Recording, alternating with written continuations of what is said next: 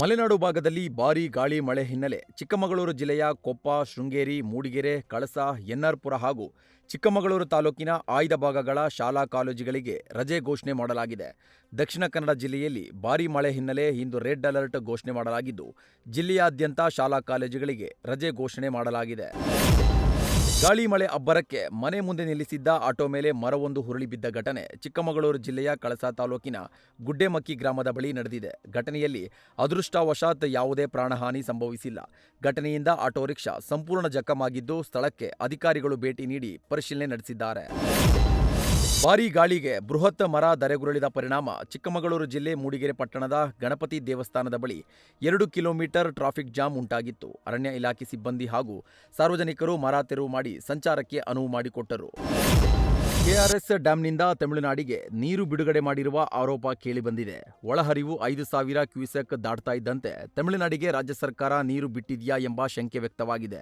ಈ ಹಿನ್ನೆಲೆ ರೈತ ಸಂಘದ ಕಾರ್ಯಕರ್ತರು ಶ್ರೀರಂಗಪಟ್ಟಣದ ಶ್ರೀ ರಂಗನಾಥ ಸ್ನಾನಘಟ್ಟದ ಬಳಿ ಕಾವೇರಿ ನದಿಗೆ ಇಳಿದು ಪ್ರತಿಭಟನೆ ನಡೆಸಿ ಆಕ್ರೋಶ ಹೊರಹಾಕಿದ್ದಾರೆ. ಚಿಕ್ಕಮಗಳೂರು ಜಿಲ್ಲೆಯ ಎನ್ಆರ್ಪುರ ತಾಲೂಕಿನ ಶೆಟ್ಟಿಕೊಪ್ಪ ಸರ್ಕಾರಿ ಶಾಲೆ ಆವರಣದಲ್ಲಿ ಕುಡಿಯುವ ನೀರಿನ ಘಟಕದ ನೀರಿನ ಮೀಟರ್ ಅನ್ನು ಧ್ವಂಸಗೊಳಿಸಿರುವ ಇಬ್ಬರು ಮಹಿಳೆಯರು ಮೀಟರ್ನ ಕಳವು ಮಾಡಿದ್ದಾರೆ. ಮಹಿಳೆಯರು ಅತಿಕ್ರಮವಾಗಿ ಶಾಲಾ ಆವರಣಕ್ಕೆ ಪ್ರವೇಶಿಸಿರುವ ವಿಡಿಯೋ ಸಿಸಿ ಕ್ಯಾಮೆರಾದಲ್ಲಿ ಸೆರೆಯಾಗಿದ್ದು, ದೃಶ್ಯಾವಳಿಗಳನ್ನು ಪರಿಶೀಲಿಸಿದಾಗ ಕಸ ಆಯುವ ಮಹಿಳೆಯರು ಈ ಕೃತ್ಯ ಎಸಗಿರೋದು ಪತ್ತೆಯಾಗಿದೆ.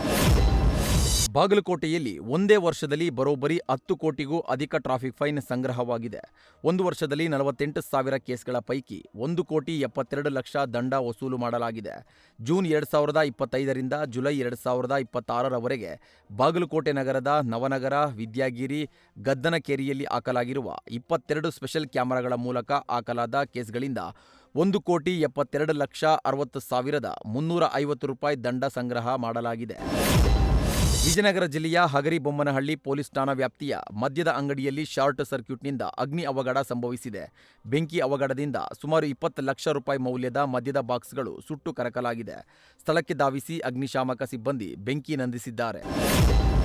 ಅಕ್ರಮ ಕಲ್ಲು ಗಣಿಗಾರಿಕೆಯಿಂದ ರೈತರ ಜಮೀನಿಗೆ ತೊಂದರೆ ಆಗ್ತಾ ಇರುವ ಹಿನ್ನೆಲೆ ಗಣಿಗಾರಿಕೆ ವಿರೋಧಿಸಿ ಚಿಕ್ಕಬಳ್ಳಾಪುರ ಜಿಲ್ಲೆಯ ಗುಡಿಬಂಡೆ ತಾಲೂಕು ಕಚೇರಿ ಬಳಿ ರೈತರು ಪ್ರತಿಭಟನೆ ನಡೆಸಿದರು.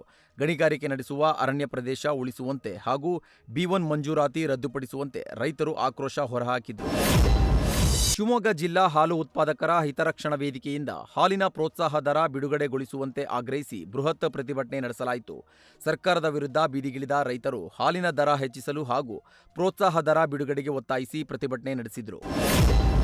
ಸಮರ್ಪಕ ಯೂರಿಯಾ ಗೊಬ್ಬರ ಪೂರೈಕೆ ಇಲ್ಲದೆ ಗದಗ ಜಿಲ್ಲೆಯ ಲಕ್ಷ್ಮೇಶ್ವರ ಪಟ್ಟಣದಲ್ಲಿ ರೈತರು ಪರದಾಡ್ತಾ ಇದ್ದಾರೆ. ಕಳೆದ 3-4 ದಿನಗಳಿಂದ ನಿರಂತರ ಮಳೆ ಸುರಿತಾ ಇರುವ ಹಿನ್ನೆಲೆ ಬಿತ್ತನೆ ಕಾರ್ಯದತ್ತ ರೈತರು ಮುಖ ಮಾಡಿದ್ದಾರೆ. ಹೀಗಾಗಿ ಬಿತ್ತನೆ ಕೆಲಸಕ್ಕೆ ಅಗತ್ಯವಿರುವ ಯೂರಿಯಾ ಗೊಬ್ಬರ ಪಡೆಯಲು ರೈತರು ಲಕ್ಷ್ಮೇಶ್ವರ ಪಟ್ಟಣದ ಗೊಬ್ಬರದ ಅಂಗಡಿಗಳತ್ತ ಮುಖ ಮಾಡುತ್ತಿದ್ದಾರೆ.